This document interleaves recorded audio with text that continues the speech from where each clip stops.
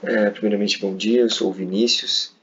Eu estou aqui hoje para fazer o vídeo de compiladores, né, da disciplina de compiladores do professor Valério. Então, vou gravar o vídeo sobre o compilador, né, eu realizei o trabalho de forma individual. Então, os requisitos que foram atendidos são os requisitos para um trabalho individual, né, que é basicamente de uma calculadora simples. Então, agora eu vou passar um pouco aqui pelo código para falar das principais funcionalidades, os principais trechos do código, depois fazer a execução dele, né, mostrando as coisas que o compilador faz. Então vamos lá. O nosso compilador eu desenvolvi ele na linguagem de Python, que eu achei mais simples, e eu fiz ele em Python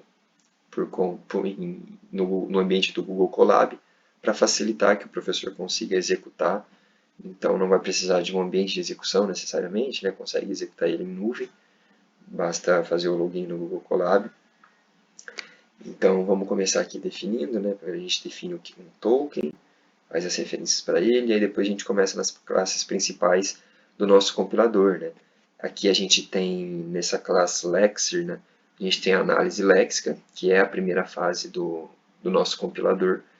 Então o que ela faz, né? Ela lê o código-fonte, como se fosse uma sequência de caracteres, né? E agrupa esses caracteres em determinados tokens, que são as unidades básicas da nossa linguagem, que são essas que eu faço a especificação aqui. Então, tem número, ID, atribuição, operador de soma, subtração, multiplicação, divisão e assim por diante. E o que ela faz é transformar, né? Ela transforma a string numa lista de tokens. Então, ela faz o token ID um X, um token de atribuição igual, e assim por diante, faz essa verificação se está presente ali na nossa gramática. Já a segunda parte, né, é a nossa análise sintática. Então aqui nós viemos para a classe de parser, que ele recebe, né, a lista de token que aconteceu, né, que a gente identificou na nossa análise léxica, e verifica se eles seguem a gramática da nossa linguagem. Né? Então, na nossa linguagem ela tem uma gramática, e a gente vê se aqueles tokens que foi passado na análise léxica, se eles fazem sentido. Então, se a sintaxe ela estiver correta, ela vai construir, né, aquela árvore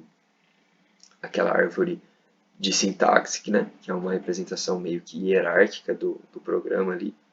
Então, essa análise sintática, né, o nosso parser, ele vai basicamente transformar a lista de tokens, que é os ID, number e assim por diante, que a gente viu ali em cima, numa estrutura de árvore que representa a lógica do nosso programa. Né?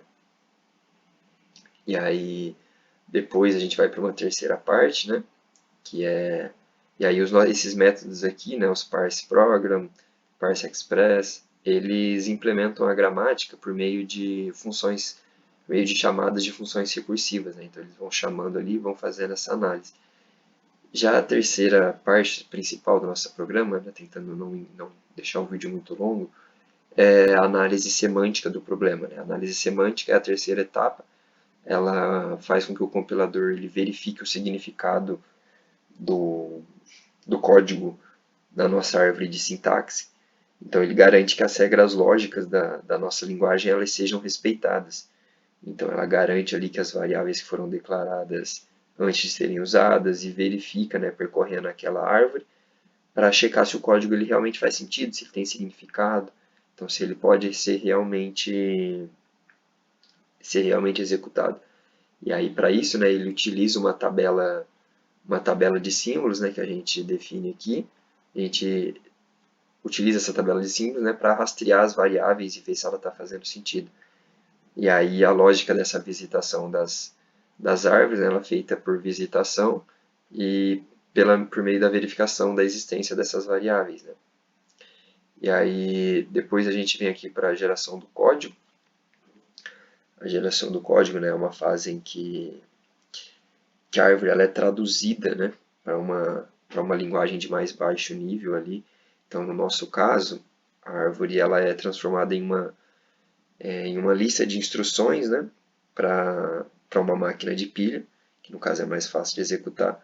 Ela converte essa árvore aí em uma lista de instruções. Então, ela coloca o add, o push e assim por diante, garantindo que aquela árvore ela seja transformada, né, numa máquina de pilha, numa lista de instruções. E aí faz a lógica da visitação também, né? E aqui por fim, a gente vai para o interpretador, que é basicamente para executar o programa. Então, a etapa final, né, ela vai executar ali as instruções geradas e o interpretador ele vai simular, né, a máquina de pilha.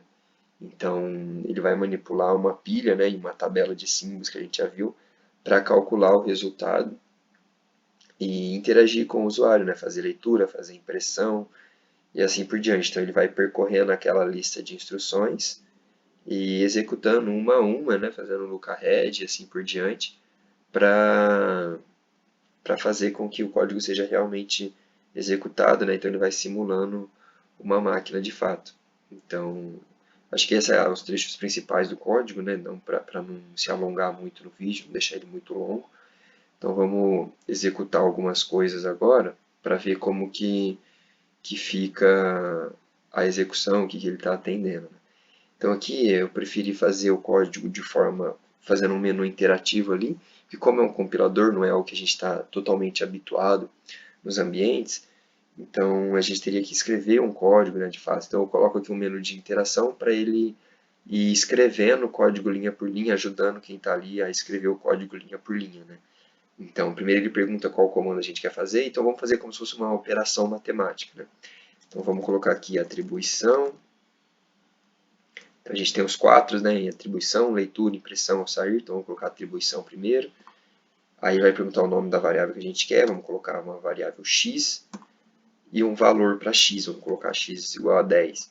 Então aqui a gente tem a primeira linha de código nossa, x igual a 10, que foi isso que a gente fez.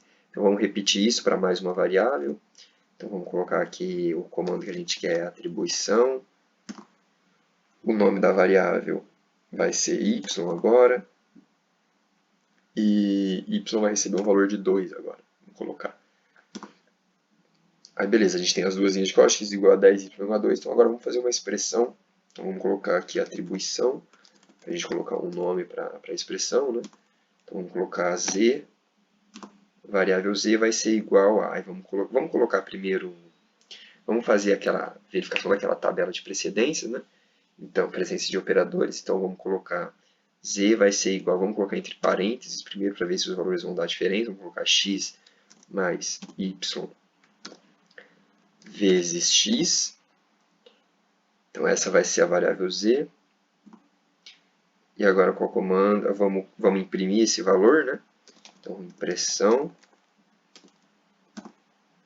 expressão para imprimir, eu quero imprimir a variável z, né?